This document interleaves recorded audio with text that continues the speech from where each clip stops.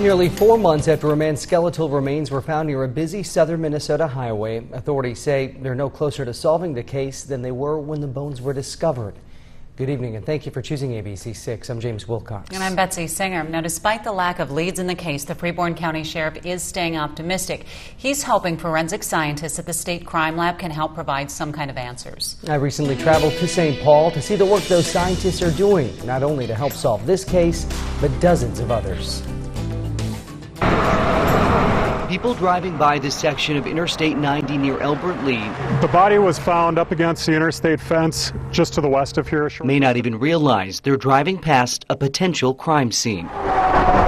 This is video from back in April when that body was discovered. Investigators believe it was likely dumped there years ago. But it had been there long enough to where some of the smaller bones and some of the larger bones had started to sink down into the soil.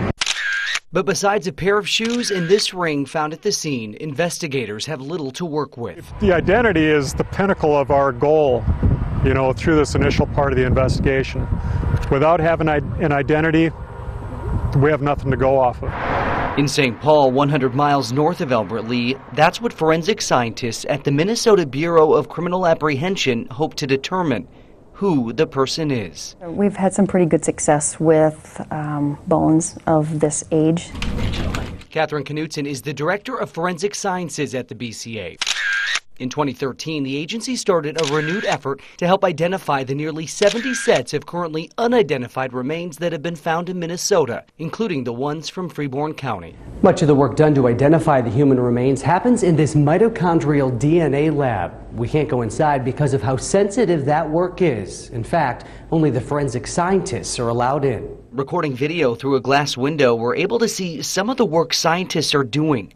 Mitochondrial DNA testing is a specific type of DNA profiling which is most commonly used when working with remains that are old or degraded. Mitochondrial DNA is maternally inherited, and so it's a different type of DNA. It has different powers. So when we're looking at families and we're trying to match unidentified individuals to family members, we can trace that maternal line with that type of DNA testing. Which is what happened in the case of Michelle Boucher. We're here today to announce that Michelle Boucher was 18 years old when she disappeared from her family's home in Texas. Boucher's body was found off Interstate 90 near Blue Earth back in 1980.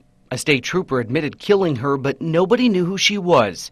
It remained that way until last year when her body was exhumed and BCA scientists were able to extract DNA and match it to DNA submitted by Boucher's family in Texas. We can have the most success possible with getting DNA profiles from the unidentified of Minnesota, and it won't do anybody any good if we don't have the samples from the relatives to compare them to. Family DNA submissions are how the BCA identified the other two bodies that have been identified so far: Perlene Walton, who vanished in 1993, and Cassandra Rines, who went missing in 1985. Women whose families now have some answers. Although the answers that we are able to provide when we do come up with an identification of some of these unidentified remains, these unidentified individuals aren't necessarily the answers the families have been waiting for, but at least they have an idea of where their loved ones are now.